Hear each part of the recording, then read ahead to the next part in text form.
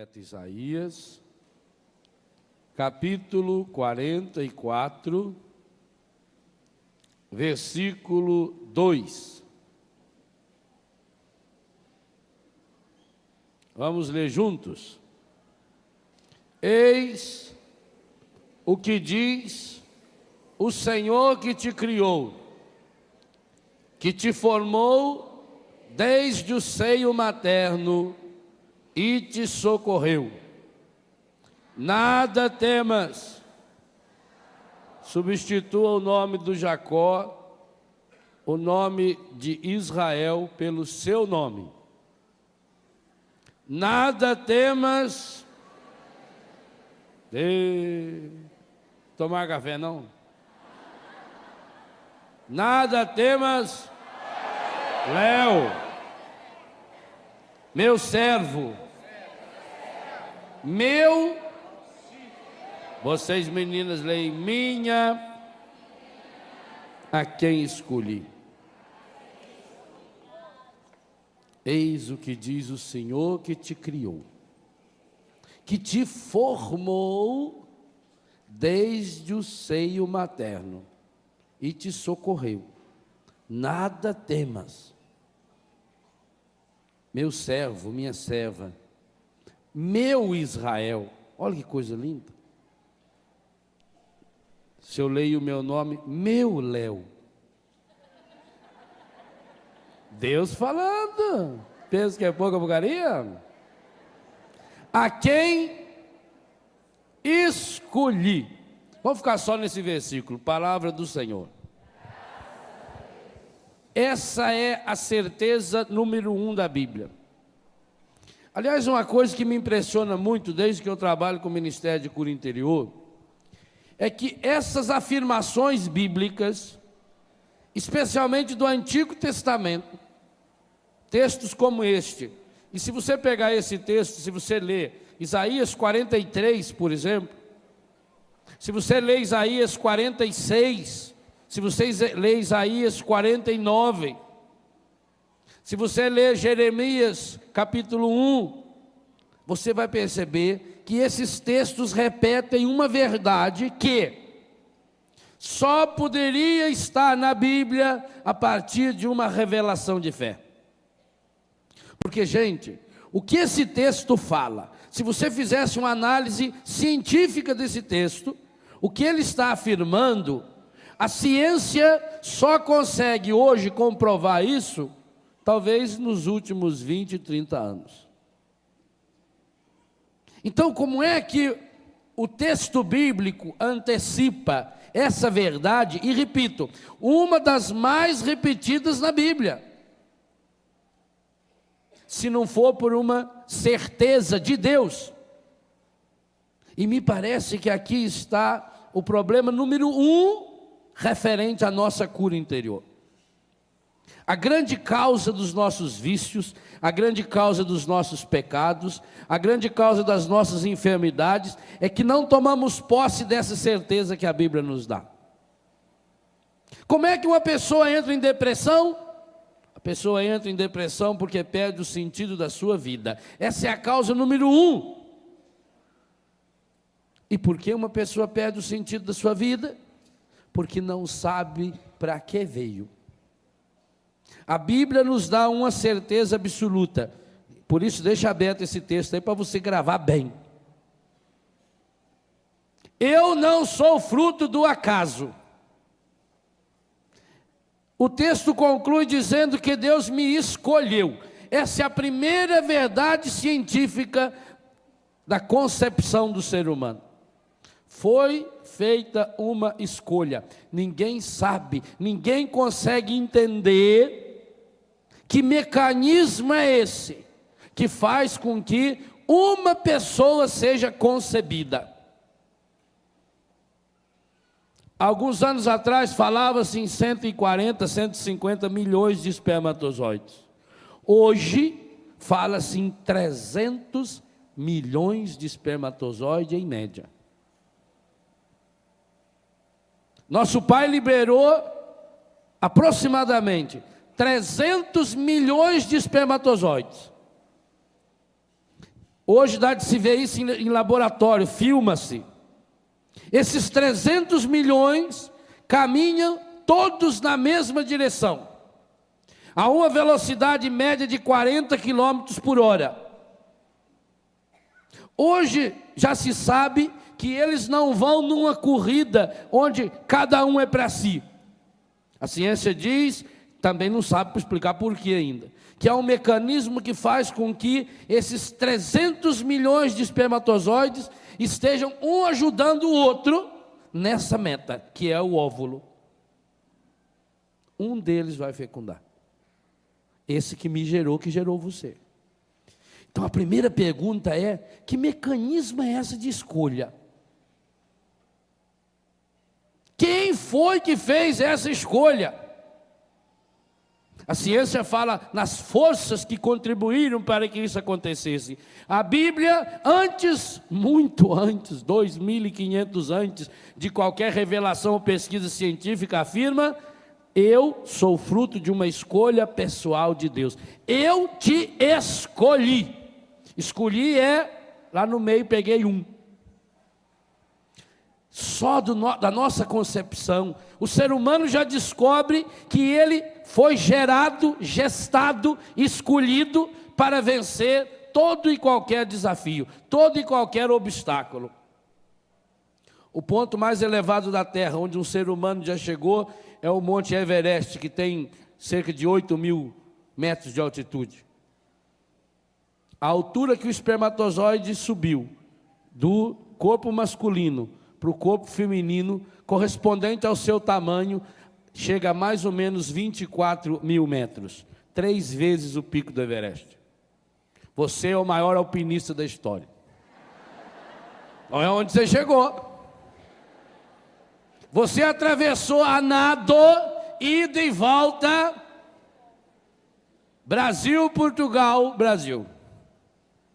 Você foi 3 vezes aos Estados Unidos.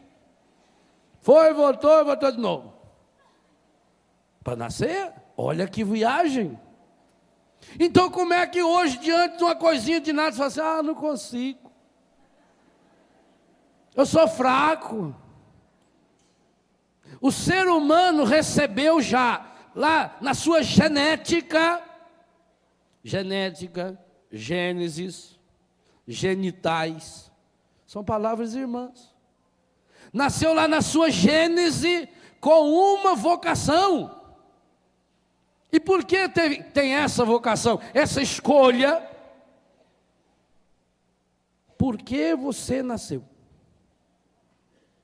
Como é que você vai rezar a sua vida se você não tem essa certeza absoluta? Eu fui tecido por Deus no seio da minha mãe. O Salmo 138, na tradução da Bíblia de Jerusalém, é a tradução mais recente que nós temos da Bíblia, principalmente para estudos. Ela diz assim, no versículo 16: vossos olhos viram o meu embrião. Vossos olhos viram o meu embrião. Quer dizer, naquele instante em que o ser humano era do tamanho de uma gota de farinha de trigo. Esse foi o seu tamanho original. Pensa num grãozinho de farinha de trigo, um só. Aquilo lá é umas 500 vezes maior do que você era. Quando a ciência descobriu, ou a mãe achou que estava grávida, provavelmente você já estava com 4 ou 5 semanas de gestação. Há um único caso documentado na história, você pode procurar tudo quanto é livro de genética. O único caso documentado na história, em que alguém tem certeza que está grávida, mesmo sem nenhuma comprovação posterior, porque ainda não tinha 4 semanas, foi quando Maria visitou Isabel.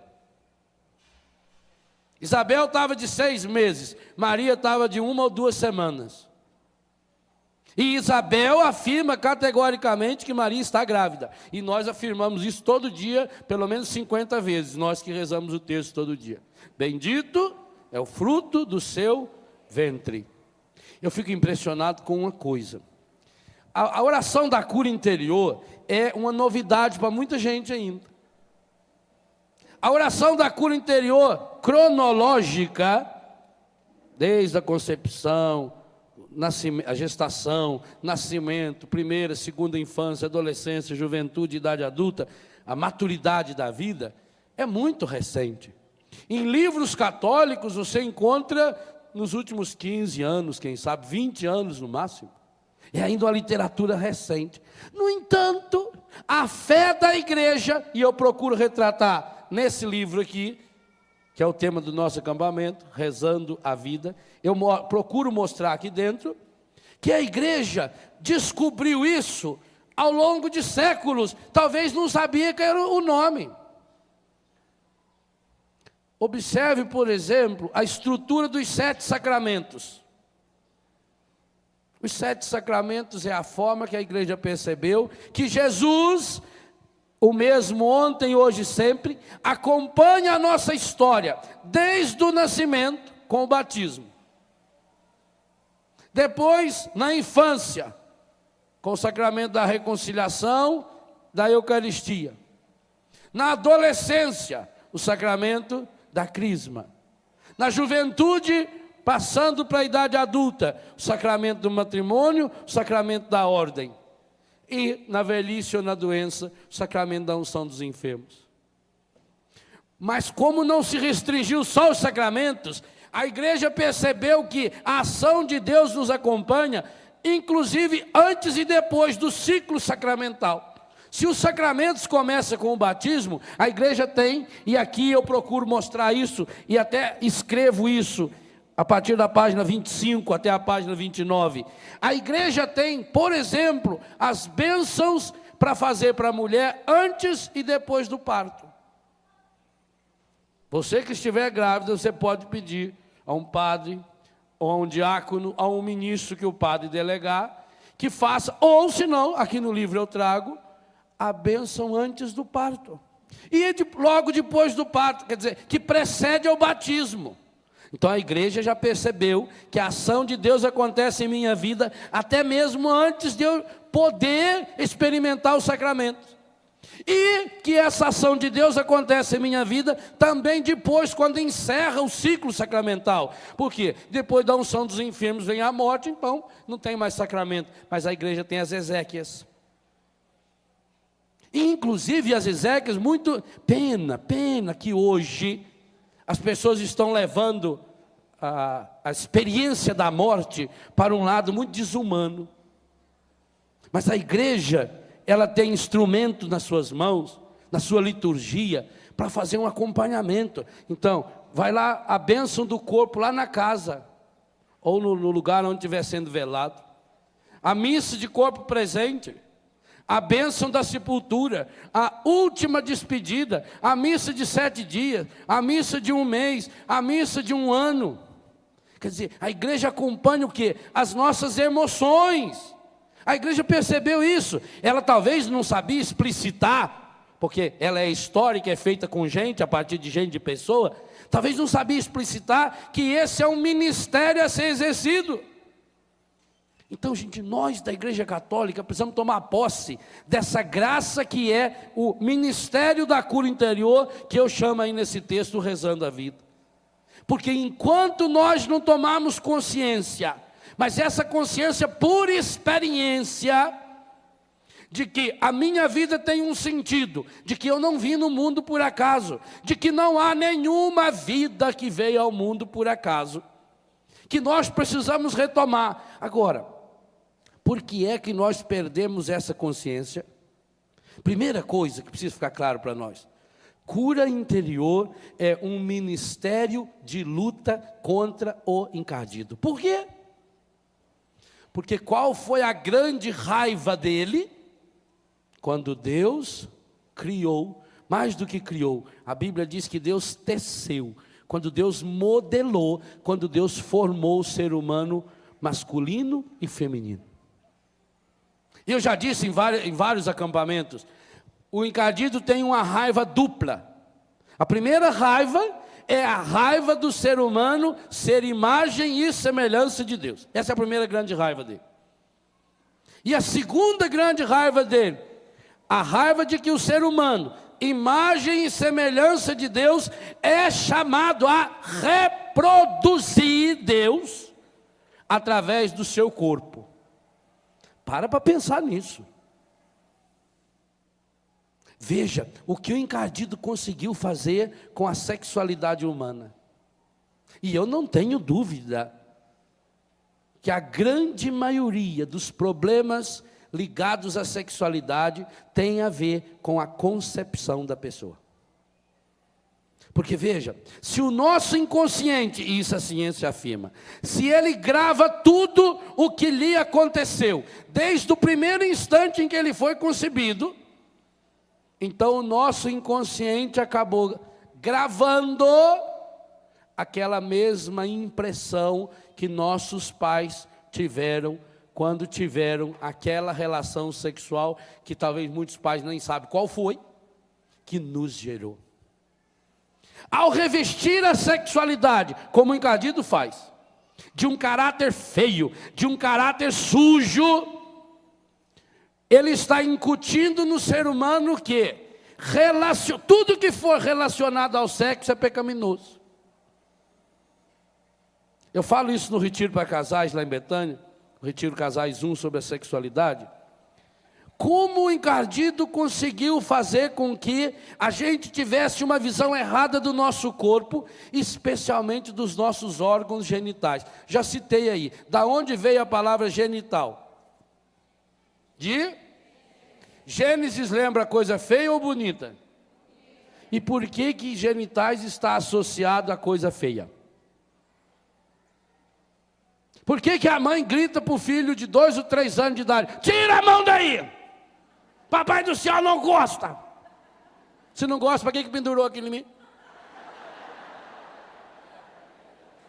Foi eu que pedi para ter esse trem aqui?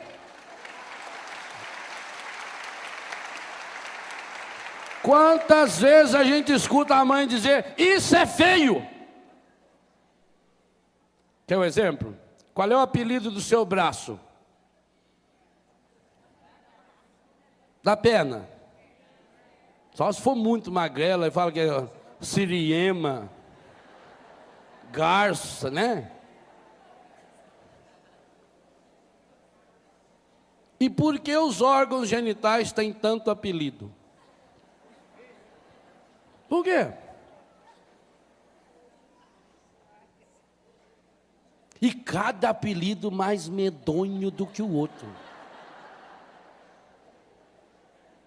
É pavoroso. As analogias que se fazem dos órgãos genitais faz a pessoa, só de pensar neles, já pensar com nojo. Ou não? E sabe o que eu descobri? Isso é uma cultura que o encardido espalhou para o mundo inteiro. Porque nós temos uma relação, ao menos esquisita, com os nossos genitais. Por que o ser humano começou a usar roupa? Para proteger os seus genitais. Porque eram feios? Não. Porque era a origem da vida. Porque é o órgão que traz a vida. Como é que o órgão que traz a vida pode ser feio? Enquanto, gente, não dissociar, e pelo amor de Deus, aqui precisa de coisa muito séria. Por isso que eu tenho um retiro exclusivo para isso, com casais. Onde nós fazemos a oração de cura da sexualidade. Porque as pessoas estão vivendo hoje como presas do encardido, a partir do momento em que não assume o seu corpo. Meu corpo é templo vivo do Espírito Santo. O corpo não pode ser símbolo de pecado, pelo amor de Deus. Isso é uma heresia. Isso é um pecado mais do que mortal, ele gera morte para muita gente. E nós conseguimos associar tanto a ideia do corpo à ideia de pecado, que hoje, o carnaval vai ir daqui a um mês, nós vamos estar aqui de novo no acampamento. Qual é a grande exploração que se faz no carnaval? É do corpo, dos órgãos genitais. Agora, enquanto eu não tomar consciência, a partir do meu próprio corpo, Daí vem a eterna insatisfação da pessoa. Quanta gente hoje, e como está se multiplicando isso, que não aceitou a sua sexualidade ainda. Quantas e quantas pessoas você conhece, bem próximas a você, que tem seríssimos problemas na área sexual. Aí o que a gente faz? Que nós refletimos na missa ontem, a gente esconde o problema. Ou a gente fica achando culpados e desculpas. Então por isso que vem as revistas, os livros de fofoca da vida alheia. Porque enquanto eu estou olhando para o problema do outro, eu não olho para o meu. A Bíblia não tem medo de dizer, meu corpo foi todinho tecido. Salmo 138. Pelas mãos de Deus, tecido. O Senhor que te formou, está aí. Que te escolheu. Desde o ventre materno. Não há nenhuma parte no meu corpo, nenhuma parte no meu corpo, que não tenha tido o dedo de Deus, a mão de Deus. Não há nenhuma parte no meu corpo que não seja imagem e semelhança de Deus. E mais ainda, se nós entendemos, e a Bíblia afirma isso quantas vezes, só em Isaías eu citei o 43, o 44, o 46, o 49. E ainda várias vezes dentro desses capítulos. Se a Bíblia não tem medo de citar que Deus me formou, que Deus me teceu no seio da minha mãe, que meu corpo é obra-prima de Deus, a Bíblia não tem medo de dizer que o ser humano, na sua sexualidade, é sinal, é canal, é reprodutor do próprio Deus. Aí nós entendemos porque essa é a área número 1 que o encardido tenta atingir. Quantas e quantas pessoas, e quantas vezes nós crescemos com seríssimos traumas relacionados ao nosso corpo,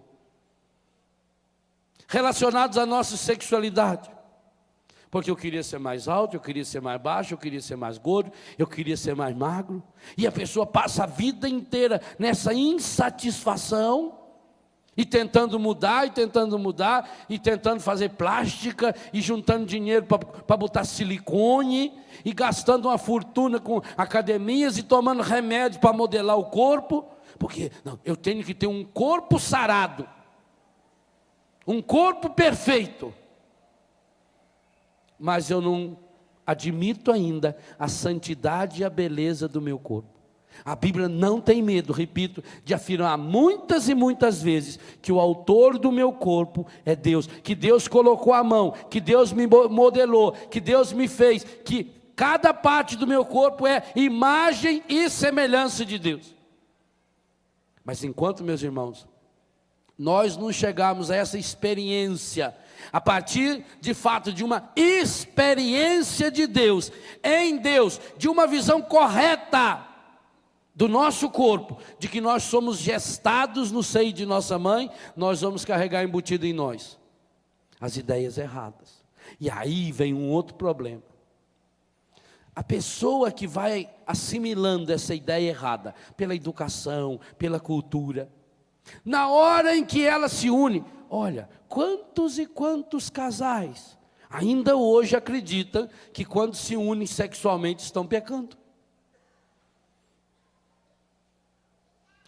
Se nós olharmos a nossa geração, as pessoas que amadureceram sexualmente há 20 anos atrás para trás, muito pior ainda.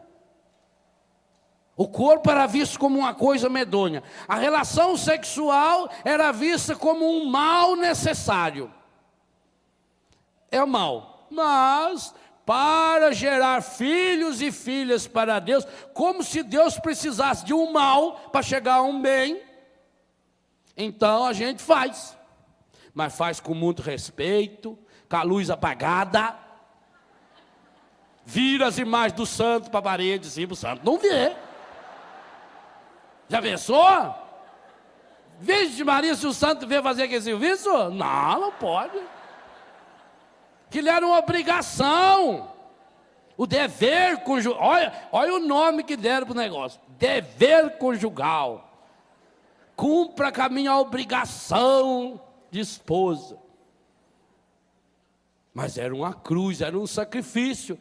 Só que aí tinha um detalhe, era uma cruz, um sacrifício antes, porque na hora descobria que era bom. E aí? Aí ficava uma divisão.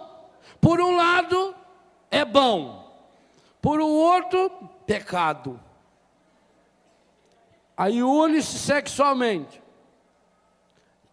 Gera-se um filho. Não sabe que gerou. A vergonha de ter. Quantas mulheres, e muitas ainda que estão bem vivas e fortes, saudáveis e ajeitadas, que tinha vergonha da gravidez, escondia a gravidez, punha um pano mais longo, né, para não ressaltar a barriga, porque ver que está grávida era assimilar que tinha tido relação sexual. Já pensou a vergonha? Vão olhar para mim, o que você fez? O que você andou fazendo? Para aparecer com esse negócio agora aí, essa barrigona.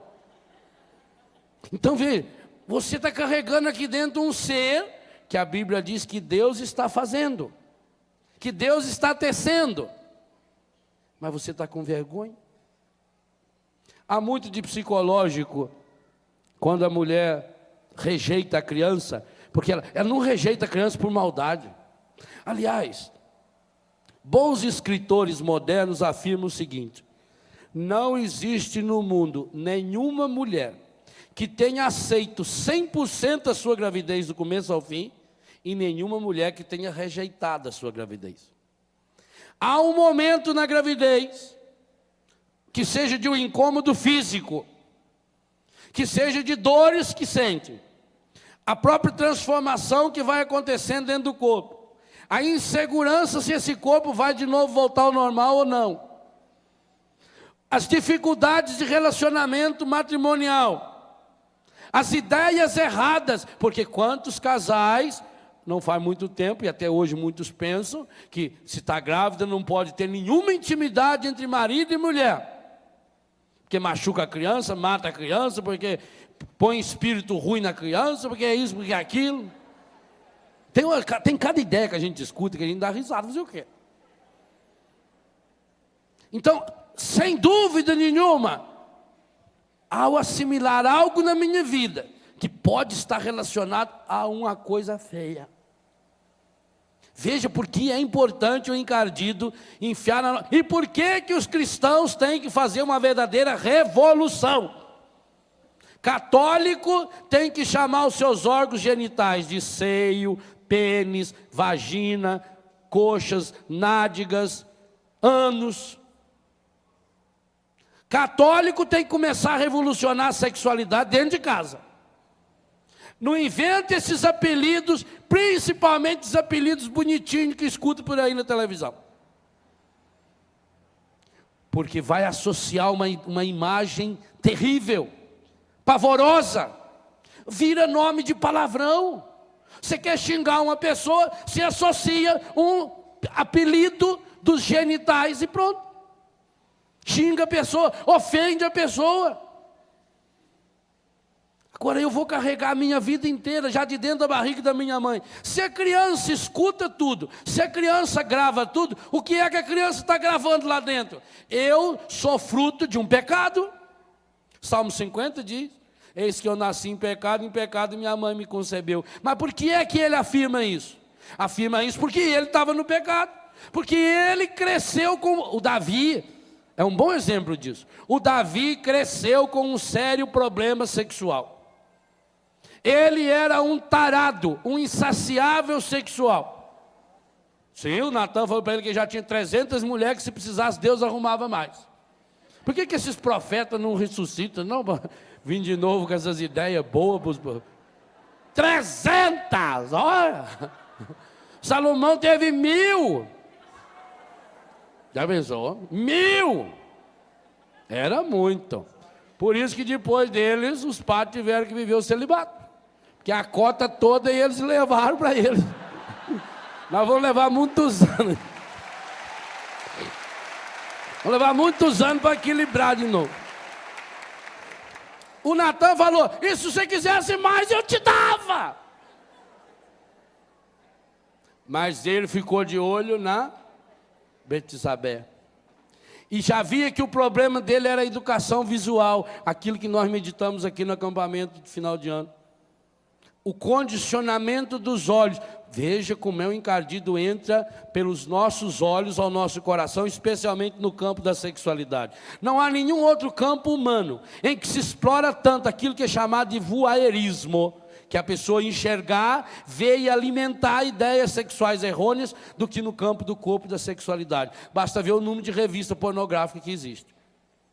São Paulo, Rio de Janeiro, essas cidades grandes, onde eles expõem nas bancas, já para o lado de fora da banca, põe a parede inteira e de cima e embaixo é só revista de mulher pelada, homem pelado, não sei mais quem pelado. E aí até de se perguntar, se o ser humano moderno está tão evoluído, se a sexualidade está vivida hoje de modo tão natural como diz que está, por que então, cada dia que passa, cria-se novas e novas publicações nesse campo? Porque embora o ser humano, aí volta para Davi, mesmo tendo 300 mulheres, Davi não estava saciado, porque o problema dele não era emocional, no sentido afetivo de amar alguém. Era o sentido de ter prazer com alguém. E ter prazer com alguém, quando a pessoa vicia em alguma coisa, seja no que for, e no sexo então, aí vai longe, porque infelizmente está ligado a um problema sério, que é o que nós estamos meditando agora de manhã, a gestação do ser humano, o momento da concepção humana. Essa ideia de que esse momento tenha sido revestido de pecado. Então é muito importante a gente fazer oração de cura interior, tomando posse da graça de Deus que estava presente. Eu preciso fazer um exercício de imaginação, e eu procuro fazer isso e convido você a fazer. Faça um exercício de imaginação. Você tenta olhar no seu calendário, no dia que você nasceu, tenta voltar 9 meses, aproximadamente, e tenta rezar aquele período, fechando seus olhos, vai se colocando na presença do Senhor, vai pedindo a ação do Espírito Santo. Outra coisa importantíssima para essa área, a presença de Maria. Gente, a gestação é tão fundamental para que o ser humano se torne gente, se torne pessoa, que Jesus Cristo poderia ter vindo ao mundo homem feito. E por que ele se fez carne no seio de Maria? E porque essa presença dele no seio de Maria, repito, já é notada e afirmada por Santa Isabel. Maria estava na 2ª, 3ª ou 4ª semana de gestação, e Santa Isabel já afirma categoricamente: a criança estremeceu de alegria em meu seio, quando eu vi a voz da tua saudação. De onde me vem a honra que a mãe do meu Senhor me visite? Bendito é o fruto do teu ventre. Então a gente precisa pedir muito a presença de Nossa Senhora. Maria, mulher. Sabe umas coisas que ajudam a gente a começar a compreender o nosso corpo como templo vivo do Espírito Santo? Imaginar o corpo humano feminino de Maria, o corpo humano masculino de Jesus. Se você tem algum problema relacionado ao corpo masculino, tanto faz ser homem ou mulher. Hoje tem muito homem que tem problema sério. Primeiro relacionado ao seu próprio corpo, porque desde pequeno foi comparando bobagem, e como ele tem uma ideia fixa lá da gestação, de que houve algo errado, de que eu nasci fruto de um erro. É quase que a ideia que vem quando a criança descobre que foi rejeitada. Parece que cada um de nós trazemos esse trauma de uma rejeição dentro de nós. Porque, repito, se os cientistas afirmam que dificilmente uma mulher passe os 9 meses da gravidez sem uma pequena rejeição, e daí que é importante o diálogo da mulher durante a gravidez com o seu filho. Inclusive no dia que não está bem. Por exemplo, nós sabemos que a mulher grávida, num determinado período da gravidez, até pela pressão que o feto vai fazendo no seu corpo, que ela precisa ir ao banheiro fazer xixi várias e várias vezes. Então, muitas vezes isso é um incômodo, porque cansa. A gente, quando tem um problema de urina solta, ou quando está com o intestino ruim, que você tem que ir a opção de ver no banheiro, aquilo irrita. Então, humanamente falando, irrita. E não pense você, meu Deus, me perdoa porque eu me irrito. Não, você vai se irritar. Você é normal, você está vivo. Então, quando você estiver nessa indisposição, fale para a criança, vamos de novo.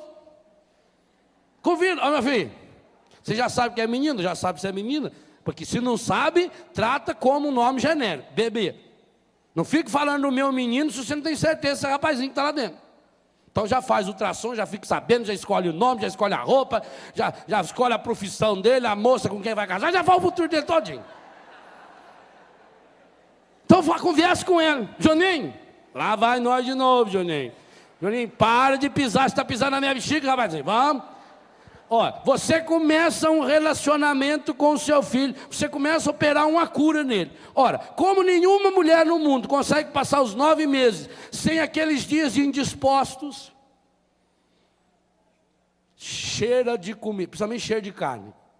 Vem que cheiro de carne, a mulher começa a sentir mal. E ela pensa que é uma coisa ruim, e é uma coisa boa. Por que a mulher sente enjoo na gravidez? Porque o cheiro acusou para a criança que aquela comida vai fazer mal e o organismo já está rejeitando. Então, sentir um cheiro que não vai bem, não coma. Mesmo que você gosta muito de torresmo, não coma. Evita-o. Evita aquele pururuca.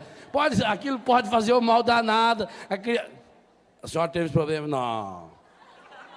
Evita que o organismo está avisando. Isso não me faz bem, se não me faz bem, eu não vou. Ora, gente, a hora que nós começarmos a compreender que, primeiro, a geração de uma vida é natural do ponto de vista humano, e que o ser humano é chamado a exercer esse ministério, participando da graça de Deus, começamos a mudar a mentalidade relacionada à nossa sexualidade. Nós não podemos mais deixar o demônio nos prender, nos amarrar em algo que nós vamos carregar conosco a vida inteira. E não pense você que a idade madura, que a velhice resolve o problema. Não pense você, porque muitas e muitas vezes, pode ser até que o corpo não esteja correspondendo mais. E isso eu atendia um senhor de 80 e poucos anos de idade, e ele me dizia dessa angústia. Ele teve que sofrer uma cirurgia no seu corpo, ele não tinha mais ereção física, não tinha mais. E ele me dizia, padre, eu continuo sentindo desejo de toque, desejo de olhar, igualzinho quando eu tinha o meu corpo funcionando. Então, com 80 e tantos anos de idade, ora, a Bíblia não mostra isso também? Pessoas adultas, maduras, velhas, idosas, os idosos de Susana, o Abraão com 100 e tantos anos de idade. A Bíblia mostra que a atividade sexual é normal até na idade madura. Aliás, é o tema da campanha da fraternidade desse ano, e com certeza o documento já traz alguma abordagem nesse sentido. Então, é um problema que vai me acompanhar a vida inteira. Meu Deus do céu, e por que eu vou crescer a vida inteira com trauma nessa área? Pensa bem. O inferno que deve ser a pessoa que não aceita a sua sexualidade. Mas cada um de nós vai carregando um pouquinho dessa rejeição, porque associada está pela cultura e por aquilo que foi passado emocionalmente ao nosso subconsciente, que ali tem alguma coisa estragada, que ali tem alguma coisa feia. Veja que pecado, gente. Por que a sexualidade deve ser revestida de um momento, de um lugar sagrado? Primeira leitura da missa de ontem. Porque como ser humano, pela unidade física, está participando de um momento lindo da criação de Deus, isso precisa ser solenizado. O encardido colocou que é uma coisa feia que precisa ser escondida. Não tem uma diferença enorme? Por que um casal deve viver a sua intimidade nas portas fechadas do seu quarto? Porque o momento é lindo demais para ser dividido. Porque é íntimo demais para ser partilhado. Porque é solene demais para ser vulgarizado.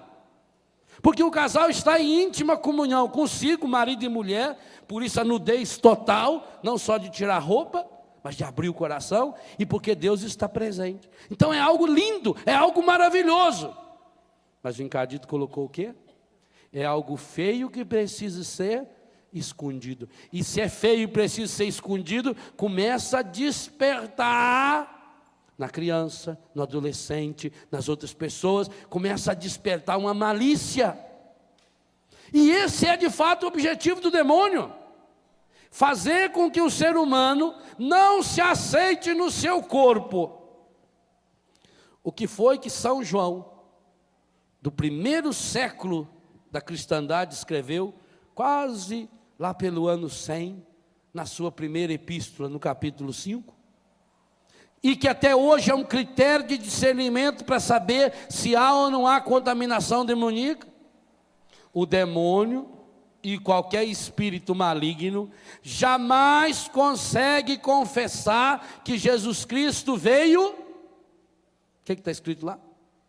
Na carne.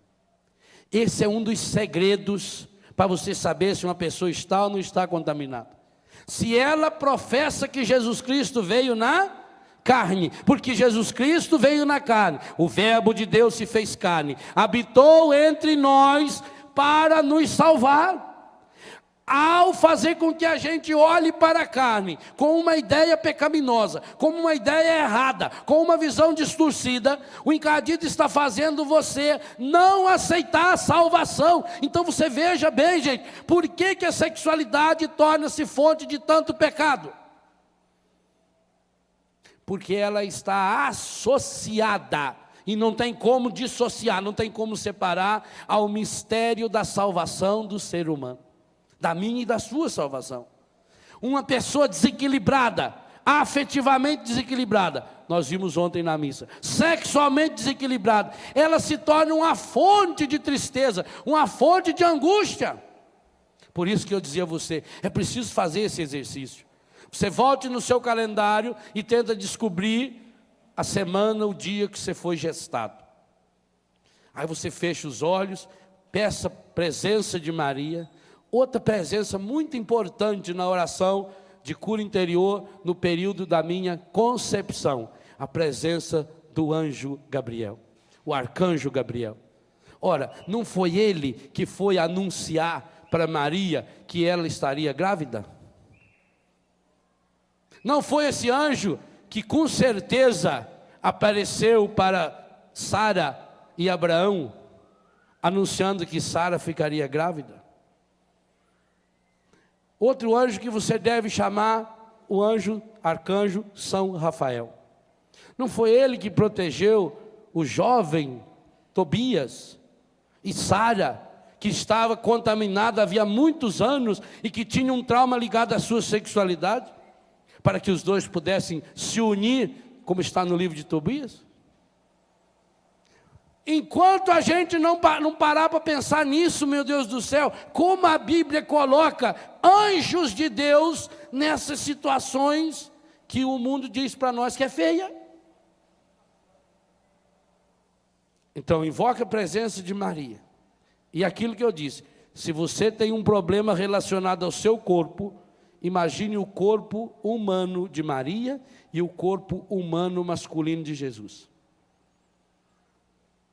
Você tem trauma ligado à sua sexualidade masculina? Ou ligada à sexualidade masculina? Imagine o corpo masculino de Jesus. Quando Jesus foi crucificado, a história diz que ele não usava nenhum pano protegendo seus genitais.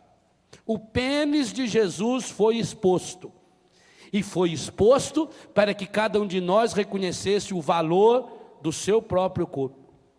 Maria Santíssima tinha ciclo menstrual igualzinho a todas as mulheres da terra. Maria Santíssima tinha um seio maravilhoso, inclusive é elogiado na Bíblia, bendito os seios que te amamentaram. O seio que amamentou Jesus. Maria amamentava Jesus como a senhora mãe amamentou seus filhos. Enquanto eu não pensar no corpo masculino de Jesus, no corpo feminino de Maria, eu vou ficar inventando abobrinha pensando no meu corpo. Como que se Deus fez a minha cabeça, Deus fez os meus olhos, Deus fez minha orelha, Deus fez minha boca, Deus fez minha perninha, e o encardido de raiva veio pendurar um negócio aqui para me atazanar a vida inteira. A minha sexualidade não é obra do demônio. Por isso eu preciso evocar a presença de Maria. Peça assim: Nossa Senhora, Mãe de Deus, a Senhora que teve a graça de ter gestado no seu corpo o menino Jesus, esteja presente comigo agora. Naquele exato instante em que eu comecei a existir, naquele exato instante em que o espermatozoide do meu pai, ou a semente do meu pai, se espermatozoide for muito difícil falar, fala assim, a semente, mas não fala esses apelidos feios que servem para xingar, não. Isso aí é muito feio. Embora na Espanha eles comem um negócio com esse nome. Me ofereceram lá uma vez, falaram, esse negócio não quer comer não, o nome é muito feio.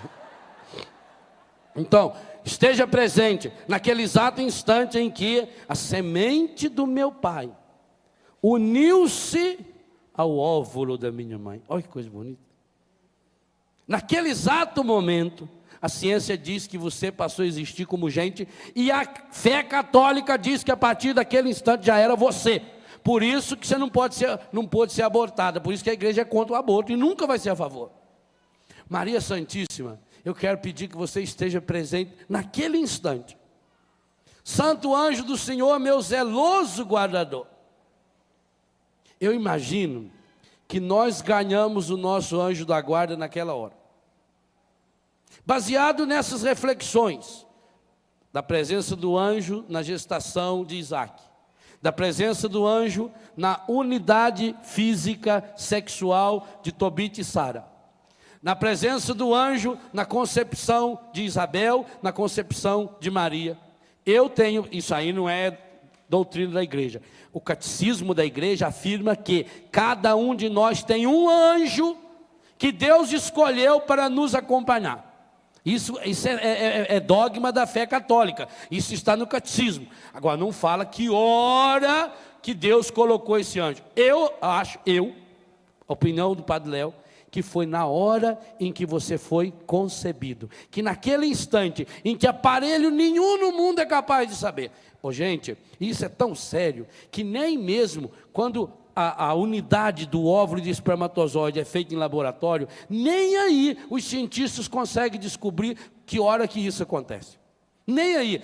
A ciência não tem como. Tem como fazer desenho, tem como fotografar uma imagem fosca, mas não tem como provar e mostrar, porque até consegue perceber o espermatozoide invadindo, entrando no óvulo, mas o momento em que dá a unidade dos dois, a ciência sabe quando já começa a ver as divisões, quando o óvulo virou um ovo, quando o embrião já vai se transformando num feto.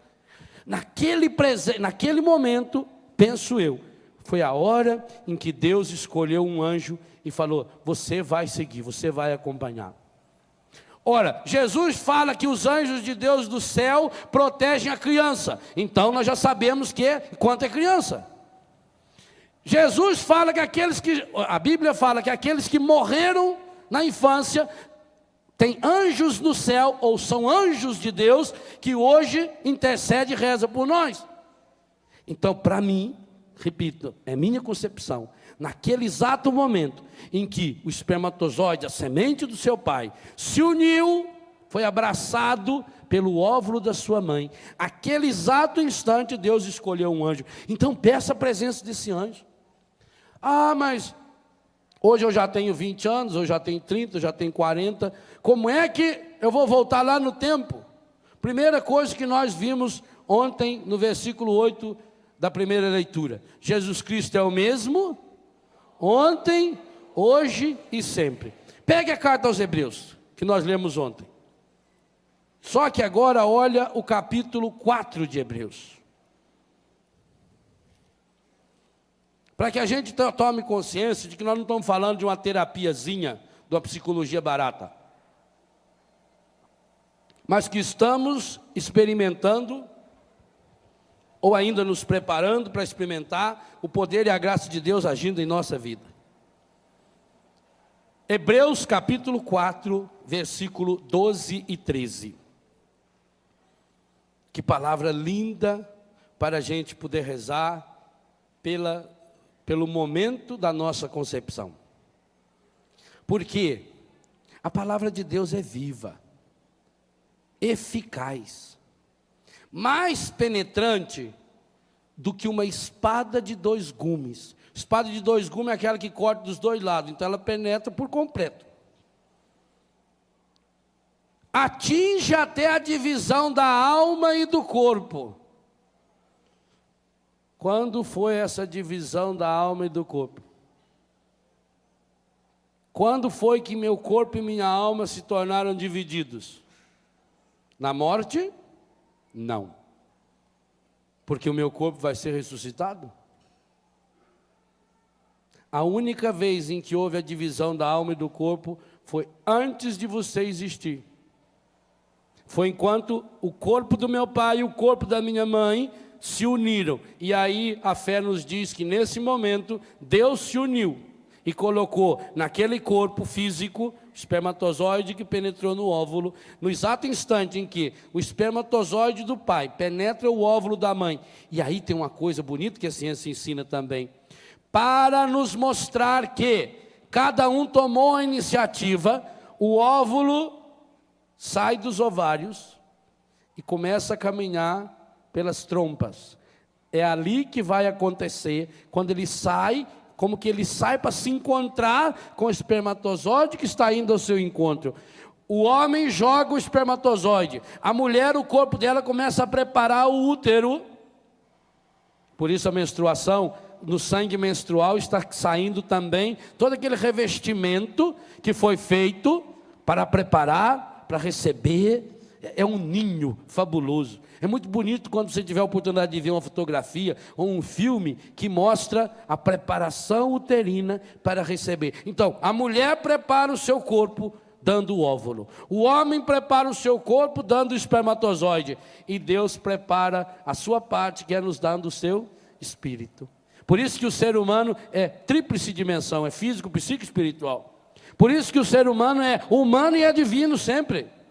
Então, a palavra de Deus penetra a divisão da alma e do corpo, das juntas e medulas, e discerne os pensamentos e intenções do coração. Agora o versículo 13, depois dessa linda introdução. Nenhuma criatura lhe é invisível. Tudo é nu e descoberto aos olhos daquele a quem havemos de prestar contas. Então, por que eu posso pedir a Deus que o poder do Espírito Santo, que Maria Santíssima, que os anjos de Deus estejam presentes, dando-me a certeza, essa certeza de que eu fui concebido por graça, por desejo, por vontade de Deus? Porque a palavra de Deus me dá essa certeza. Essa mesma certeza, tome o Salmo 138, o 139, conforme for a sua tradução. Do versículos 13 até o 15. E aqui eu queria dar um aconselhamento a você. Você que tem traumas ligados ao seu corpo. Você que não se aceita. Você que se acha feio, acha gordo, acha magro, acha que deveria ser mais alto, você que não aceita o seu corpo, porque fica se comparando com os outros, reze todo dia esses 3 versículos do Salmo 138, todo dia.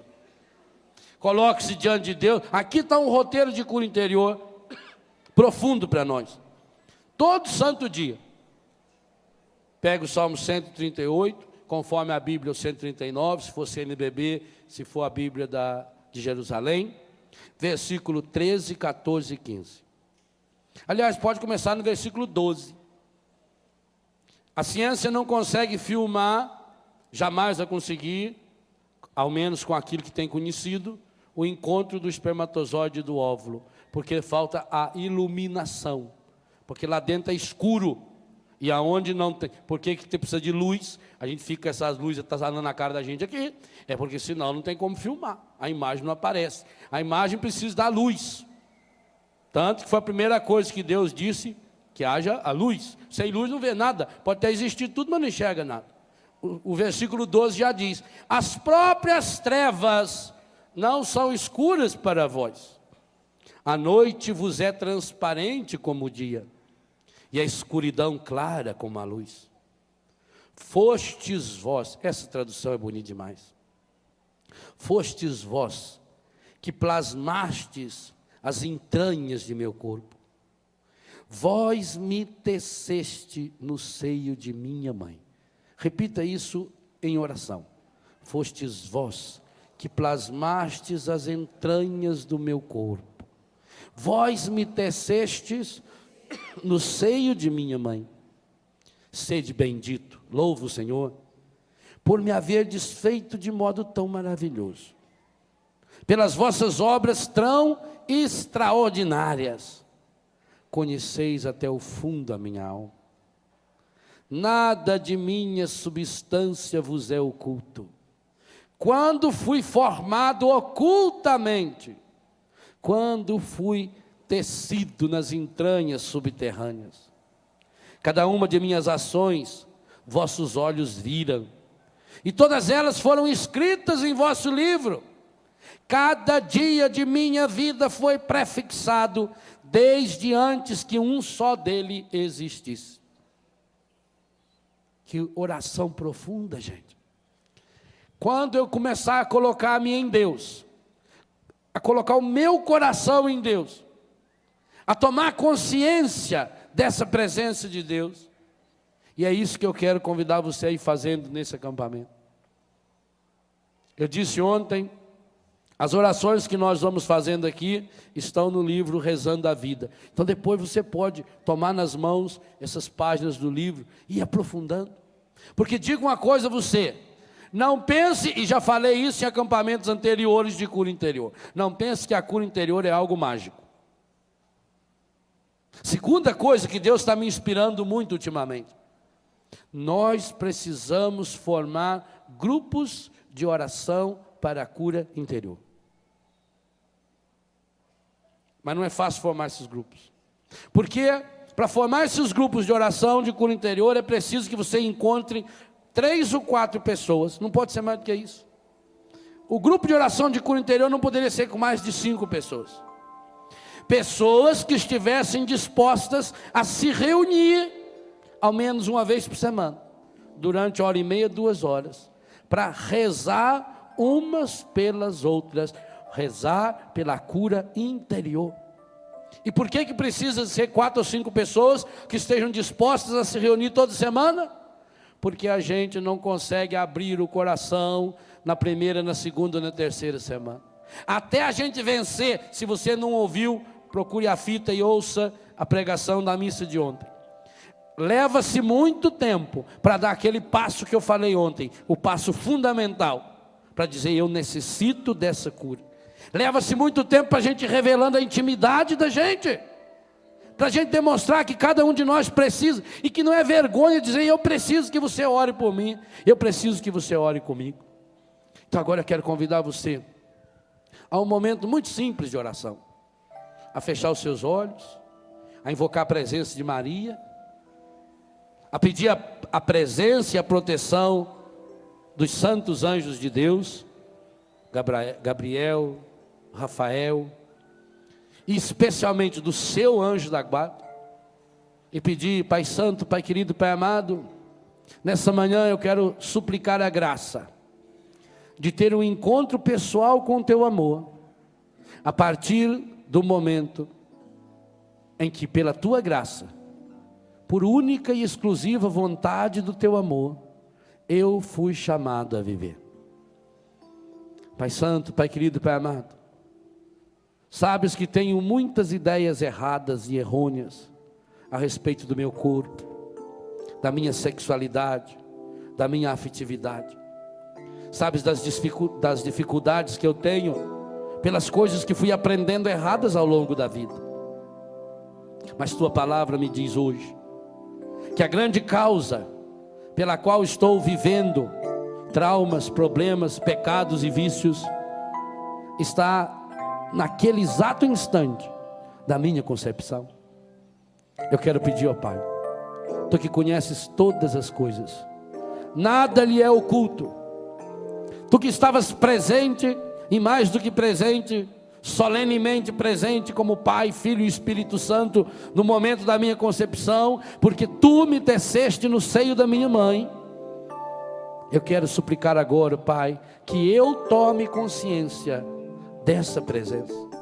Jesus, eu quero convidá-lo a estar comigo nessa viagem interior, nessa volta no tempo, porque Tu és o mesmo ontem, hoje e sempre. A Tua palavra penetra todas as realidades, todas as situações humanas e, de modo especial, aquela que estava oculta para o mundo, aquele exato instante em que eu fui concebido. Ninguém no mundo consegue saber o exato instante em que eu fui concebido. Não há nenhum aparelho no mundo que possa garantir com certeza absoluta, porque aquele momento foi solene demais para ser registrado por uma fotografia, por um documento. Mas no entanto, Pai, o Senhor sabe o quanto eu venho sofrendo ao longo da minha vida, traumas complexos, mágoas e também consequência de pecados que eu cometo, relacionados à minha sexualidade, à minha afetividade. Pai Santo, Pai querido, Pai amado, purifica agora aquele instante em que meu pai e minha mãe se uniram.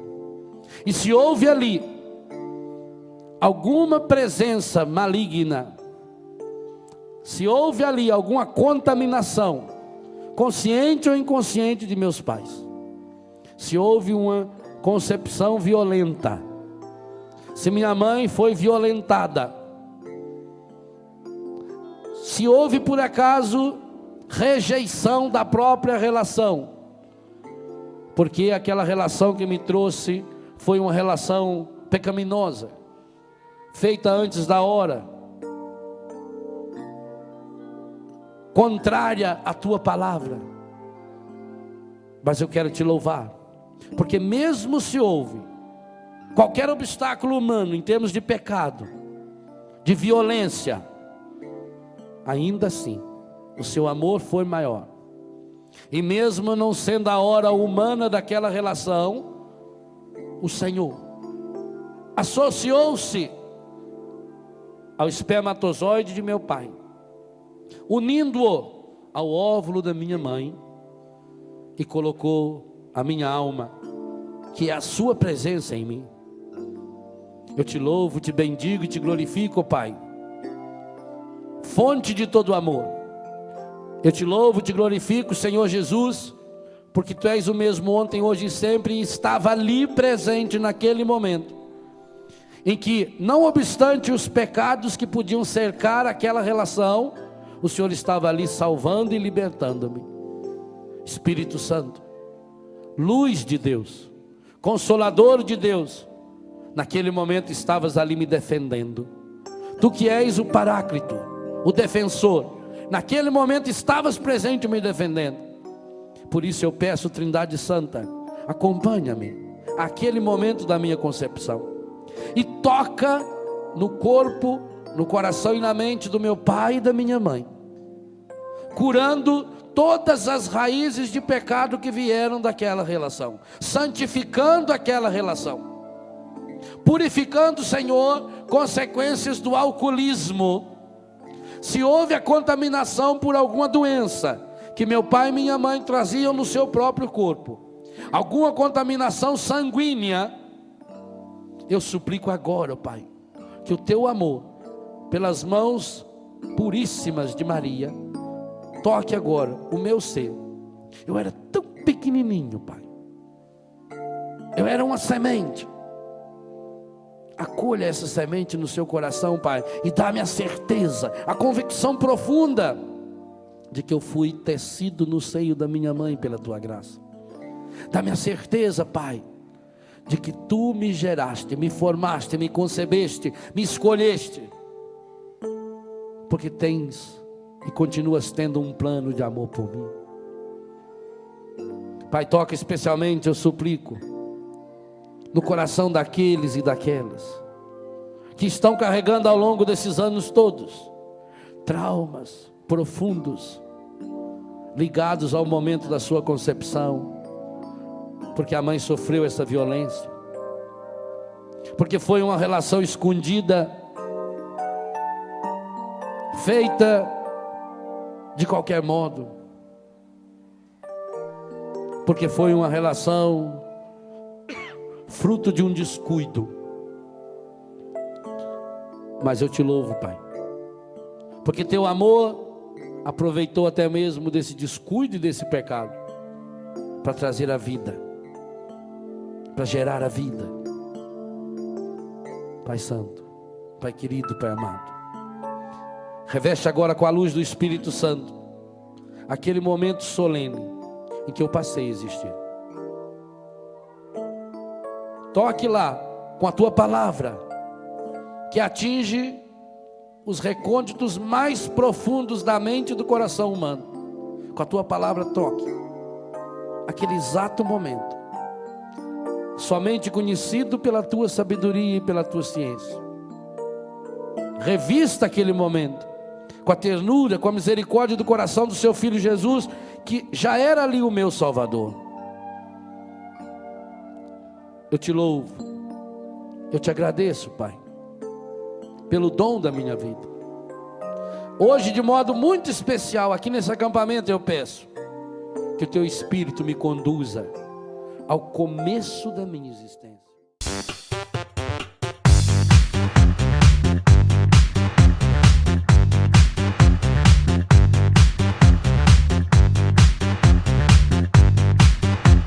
CançãoNovaPlay.com. Assine já!